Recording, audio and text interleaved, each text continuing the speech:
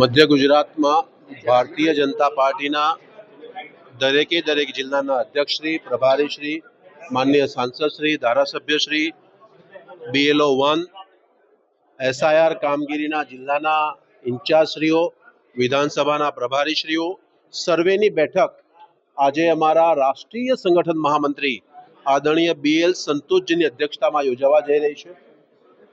મધ્ય ગુજરાતના અલગ જિલ્લાના અલગ વિધાનસભામાં અલગ બૂથમાં જે SIR ની કામગીરી ચાલે છે એનું સિંહાવલોકન થશે।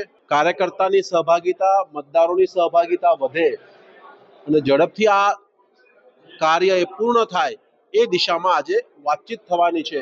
એ માટે આજે મહત્વની બેઠક માટે થઈને રાષ્ટ્રીય સંગઠન મહામંત્રી આજે વડોદરા જિલ્લાના વંદે કમલમ કાર્યાલય ખાતે આવ્યા છે।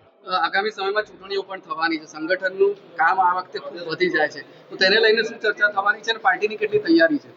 ભારતીય જનતા પાર્ટી એ ક્યારેય ચૂંટણી માટે કામ નથી કરતી, એ સતત લોકોની વચ્ચે લઈને જનસેવાના માધ્યમથી ભારતીય જનતા પાર્ટી એ લોકોનો પ્રેમ અને વિશ્વાસ સંપાદિત કરતી હોય છે અને એટલા જ માટે ગુજરાતમાં ગુજરાત અને ભાજપા એ સિક્કાની બે બાજુ છે।